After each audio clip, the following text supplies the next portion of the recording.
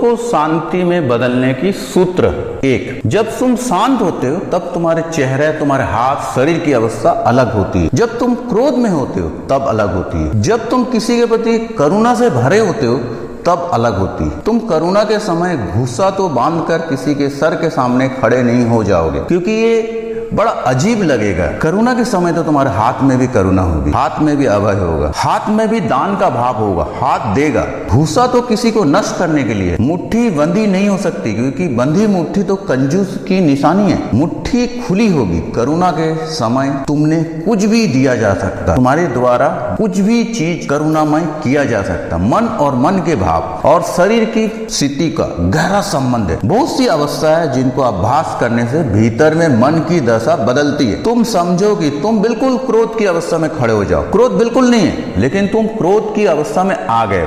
ठीक वैसे ही लाल आंखें कर लो, जैसा किसी की जान लेने जा रहे हो, तैयार हो जाओ, बिल्कुल हमला करना है। तो तुम पाओगे कि तुम्हारे भीतर क्रोध की सरसराहट शुरू हो गई। सिर्फ अवस्था तुमने बनाई और क्रोध पैदा हो गया।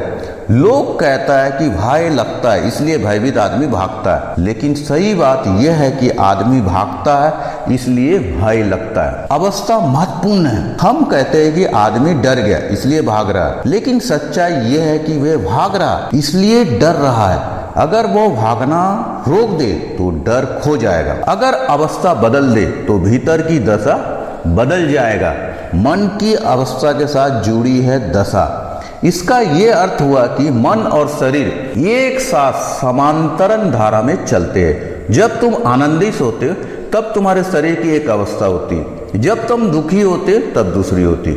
तुम जांच करना, जब तुम प्रसन्न हो, खुश हो, तो तुम पाओगे कि जैसा तुम्हारा शरीर फैल रहा है, जैसे तुम बड़े हो गए हो, एक अवस्था उपलब्ध होती है, तुम फैलते चले जाते हो। जब तुम दुखी हो, परेशान हो, तब तुम सिकुड़ते हो, जैसे भीतर सिकुड़ कर बंद होने जा रहे हो।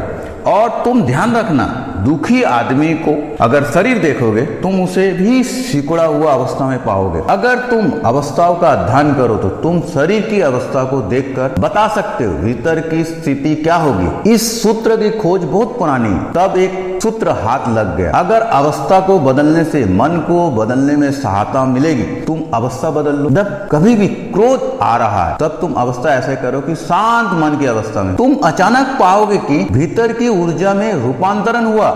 वो जो शक्ति क्रोध बनने जा रही थी वह शक्ति शांति बन गई। शक्ति निरपेक्ष, तुम जैसा ढांचा उसे देते हो वैसा ही ढल जाती। शक्ति तो जल की भांति तरल है। तुम गिलास में उसको भर देते हो तो उसका ढंग गिलास का हो जाता। तुम लोटे में भर देते हो तो उसका रूप रोटे का हो जाता। अगर तुम शरीर की अवस्था को समान लो, तुम पाओगे तुमने भीतर की मन को बदलना शुरू कर दिया।